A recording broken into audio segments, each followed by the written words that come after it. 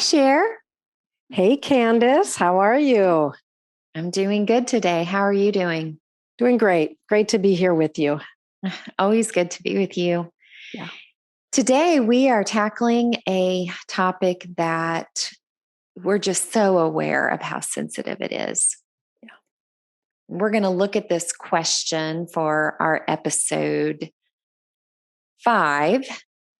And that question is, why do we stay loyal to those who have harmed us? Yeah. Big question, big topic, very serious. And we just want to kind of give the heads up that we are going to cover a lot today. So get ready for the fire hose effect. And yeah, this has been a big issue for both of us, right? That we have had to face. Whether or not to break loyalty. And so, kind of as we get started, we want to just really clarify what are we talking about here today? Mhm. Yeah. And the idea of breaking loyalty and being curious, even about what loyalty is. Yeah, And I know as we had many conversations before we decided to just process this conversation out loud, yeah, I love what you came up with when you were looking at what loyalty is. yeah. So, thanks, Candace. I think when I think about loyalty, I think about there's kind of two aspects, right? There's the aspect of loyalty being a quality that we admire, like when we are loyal to our family or friends, like when we will stand up and defend them and have their back. And that kind of loyalty is there's a basis of love, there's a basis of mutuality and commitment and care. That kind of loyalty is the quality that we hold onto, and like we want that in our relationships. What we're really talking about here today is another aspect of loyalty. And these are like the structures or that demand loyalty Mhm. when that is really a means of control, a means of silencing us, a means of protecting a system. Mhm. So, most likely, we're talking here about loyalty structures in the family, in our families of origin when we were young. And um, when we are considering breaking loyalty, and I'll even use the word like betraying loyalty, because sometimes that's what we're accused of. Mhm. It's when we come to this place where we know that we are allowing someone to have control over us even years later. So, like when there's been harm done, and we need to tell those stories in order to heal, Mhm. but we don't tell them because talking about it makes us feel like we're not being loyal to our parents or our siblings or whoever, right? Like it's that, but what we want to be really clear on here is that this aspect of loyalty is not based on love and mutuality and care and commitment. It's the demand for loyalty that comes out of a desire for them to control the family secrets or the family harm. Mhm. And so, as we talk today about and even encourage that there are times when we want to and need to break loyalty, Mhm. that is the structure of loyalty that we're really talking about here. Yes. Yeah, because those stories of harm are healed when we bring them into the light and they are told. We're not talking about telling them to a group of people necessarily Right. or publicly, but Yeah. that we do have someone who can contain those stories with kindness and curiosity and safety. And they know how to engage those stories of harm where we are able to break the loyalty structure. Yeah. And because it's anxiety producing, right? Mm. Like it really does produce. Actually, I feel anxiety right now a little bit. I'm just noticing Yeah. that even talking about thinking about the times that I started stepping out and doing that was Yeah. terrifying. Yeah. Yeah. And I love how you're naming that, Kandace, how you are being aware of what's going on in your body. And Mhm. I'd love to actually go down that trail of like, so what is it that let's just go there real quickly. So like, as you noticed that anxiety, what did you notice? What were you feeling in your body?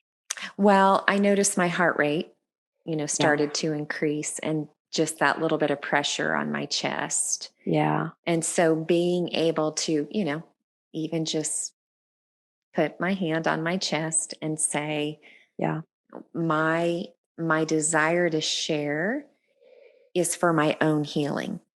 Yeah. This isn't about harming other people and sharing. Right. It's about bringing to light the truth of stories that contain harm and abuse Yeah. to be able to be healed. Yeah. I love that. And I'll just give you the reminder, like take a couple of deep breaths.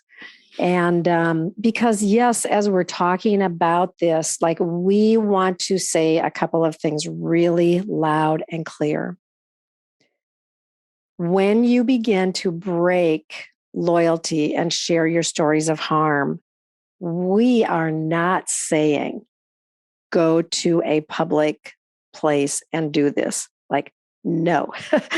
We are saying find a place of safety, find a place that is private, find a place and a person that is a protection for you. Like, this is not about harming somebody else or blaming or embarrassing or humiliating people who have harmed us. This is about us making the choice to do the work that will bring healing Mm-hmm. to our body, to our soul, to our spirit. And usually, I would say, I could even say always, I believe that that is first and foremost done in a place that is private and safe and carefully chosen.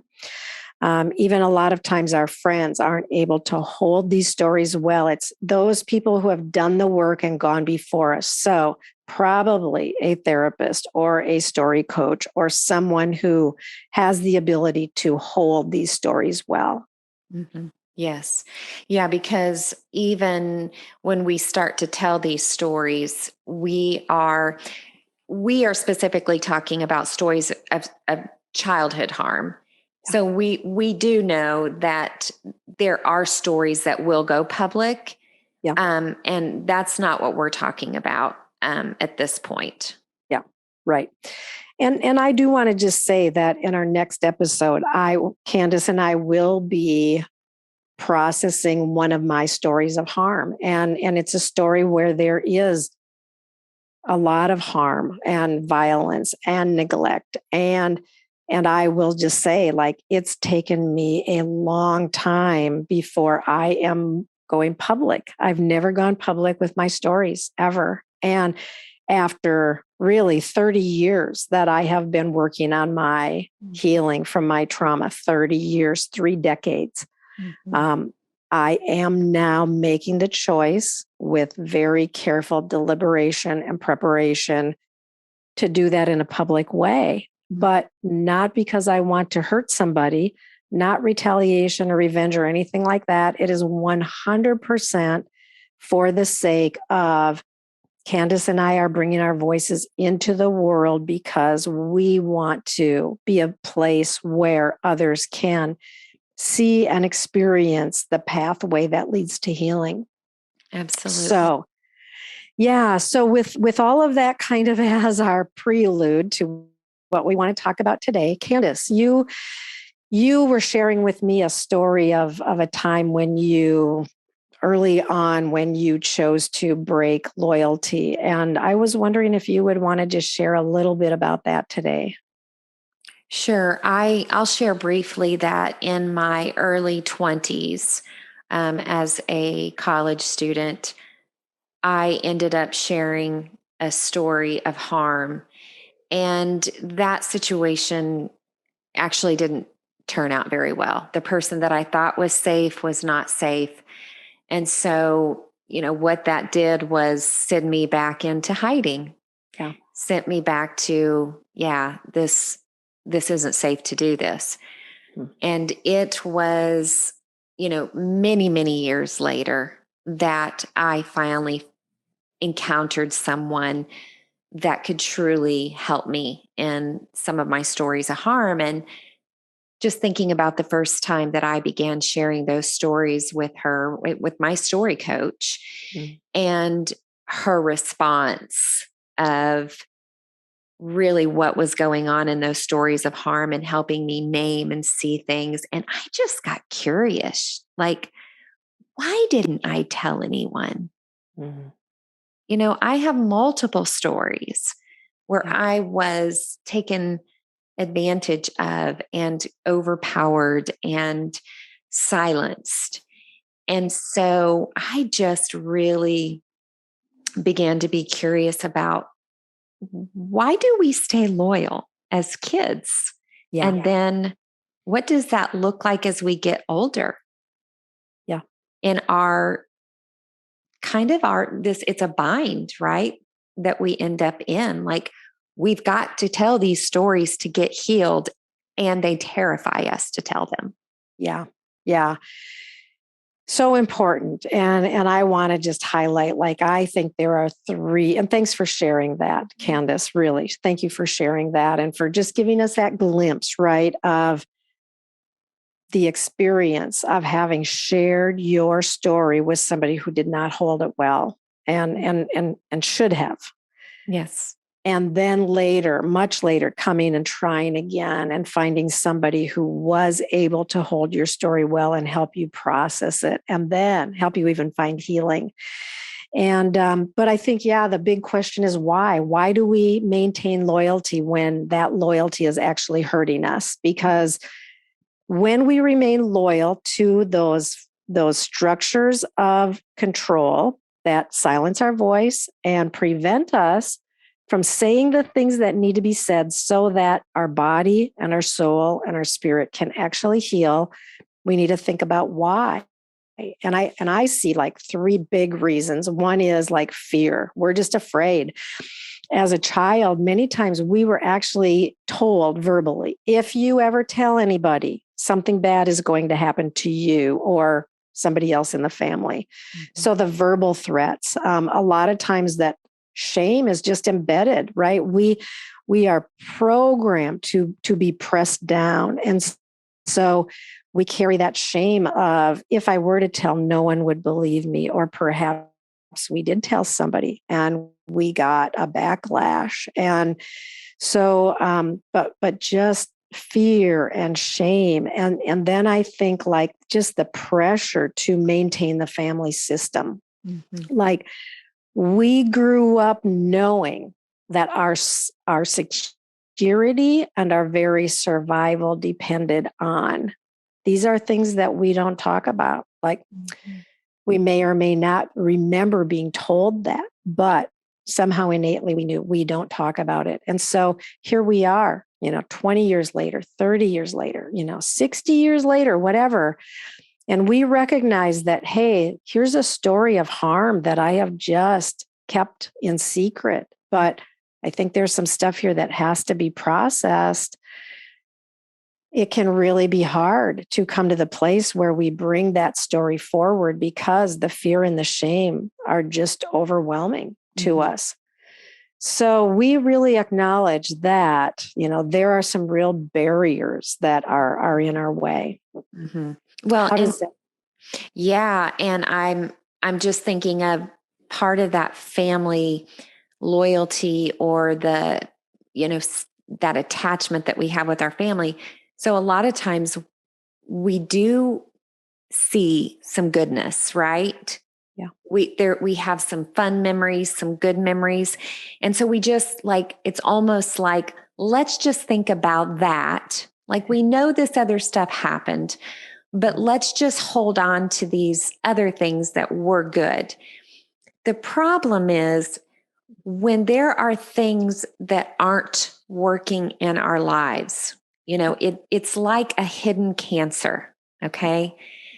And then we realize, okay, we're starting to have some issues.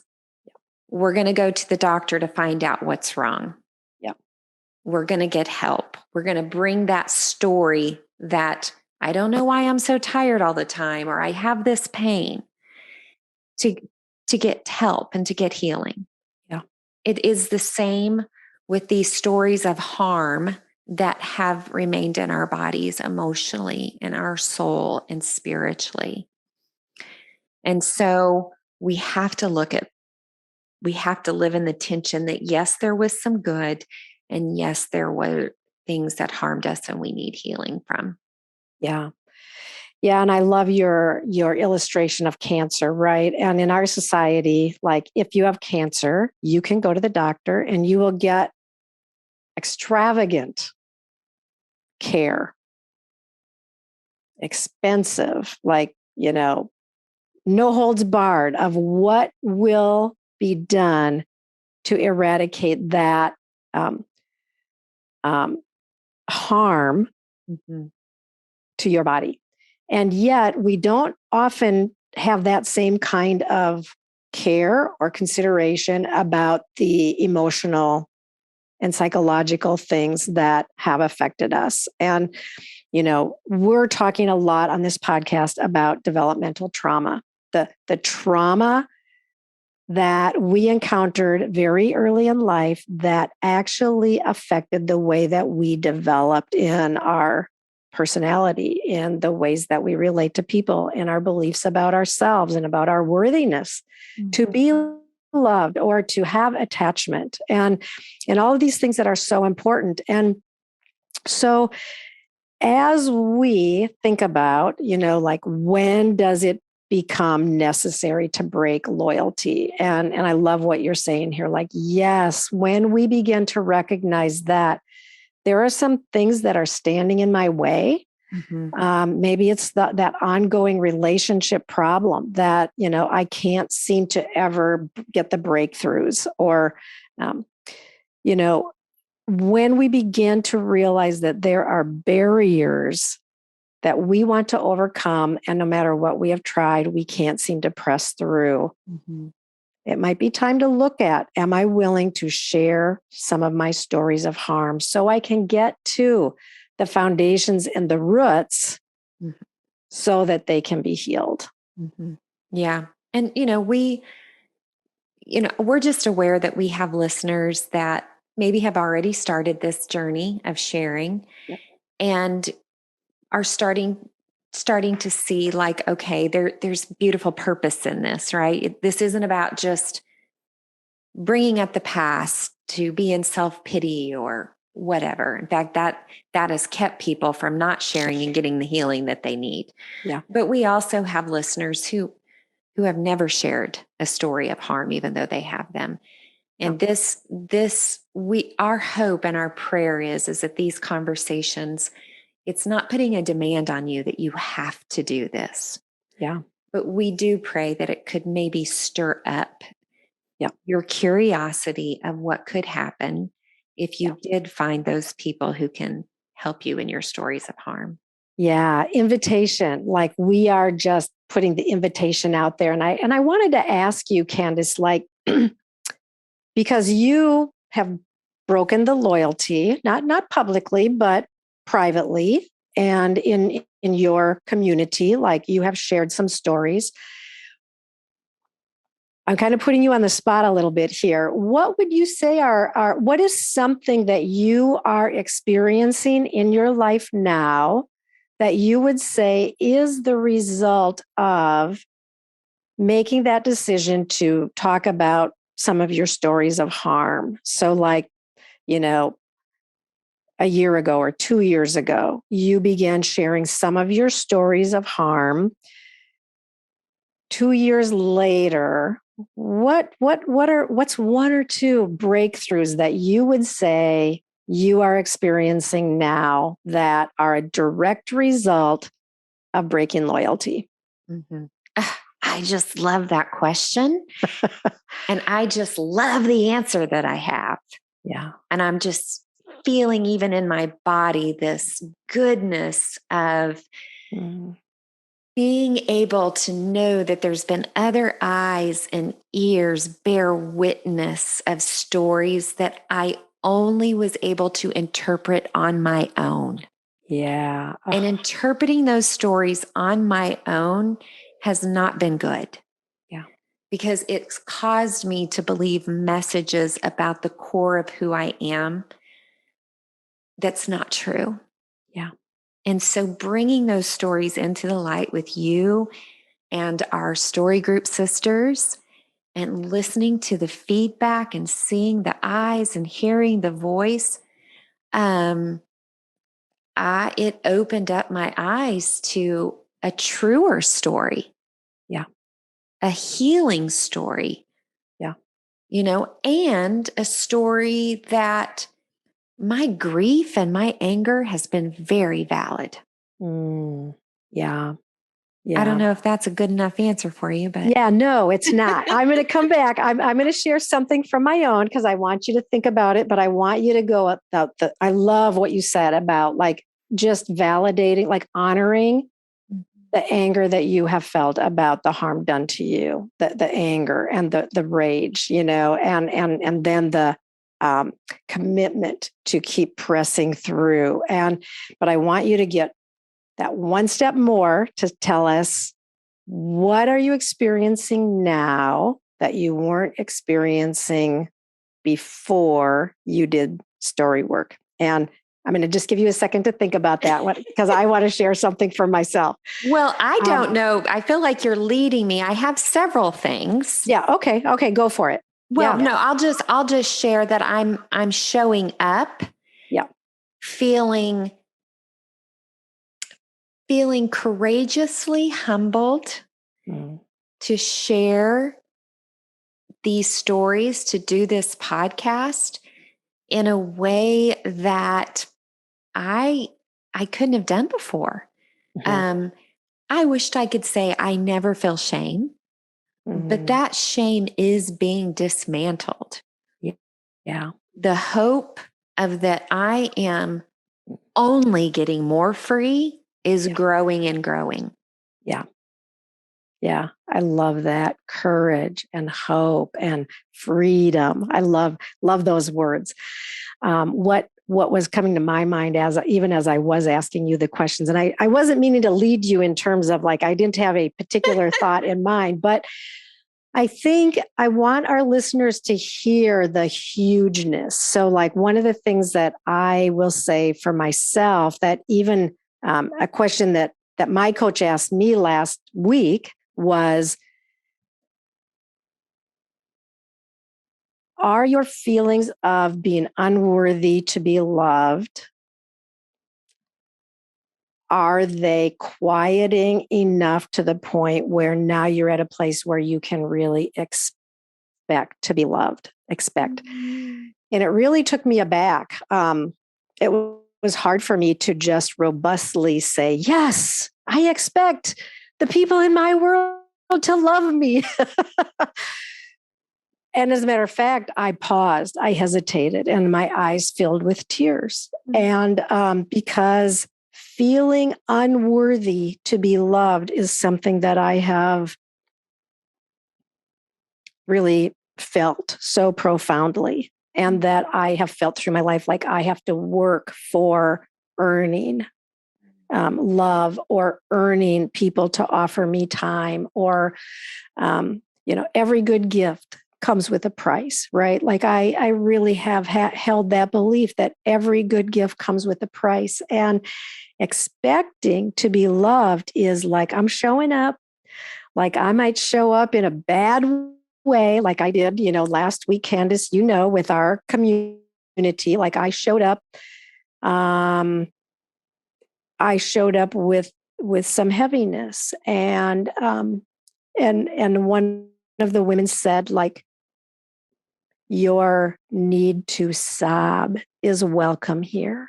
And to me, like, that was such a gift of love just offered, right? Like I'm beginning, after all this time, even in work, like I am beginning to really believe that I can expect love, expect to be loved. And that's huge. And that's been a long time in coming. Yeah. And I'm just so aware Yeah. that I've been with you for 2 years. Yeah.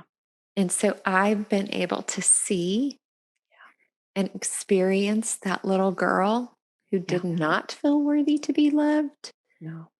start to show up in ways that I love her expectation to be loved.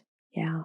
Because we want to lavish you with love Yeah. in those parts that were harmed and came to believe the message that she wasn't worthy to be loved. Yeah. And I just thank you so much for naming that and sharing that, because Yeah. when we've had harm, when we've been abused, that's going to be one of the most powerful messages Yeah. that evil will send our way. We're Yeah. not worthy to be loved. And it's a lie. Yeah. It's a lie. And yeah, so as we wrap up, and I don't want to wrap up because I wish we could keep going here for a lot more minutes, but we I have loved this conversation, and breaking loyalty is always hard, and it's usually necessary. Mhm. And so, what I really want to say to our listeners as we wrap up is that we know that it's a bind. There's part of us that does not want to do this. And then there's another part that knows that we may need to walk toward this. And what I want to say to our listener is like, you are worthy of care, of really tender, exquisite, specific care given to the details of the harm that you endured. Mm. And Kandace and I have both experienced this, and it has radically changed our lives. And that's what we want for our listeners. And so, Kandace, thanks for doing the work that enables you to be here today and and able to offer this goodness to me and to others. Like, I love that you have done and are doing the work. Yeah. And I can say the same thing to you, right? Yeah. Thank you for doing the work Yeah. that continues to bring so much goodness and healing, not only to yourself, Mm, but now to your sisters in story group, and now to our listeners. yeah. I love you, Yeah. Cher. I love you too, friend.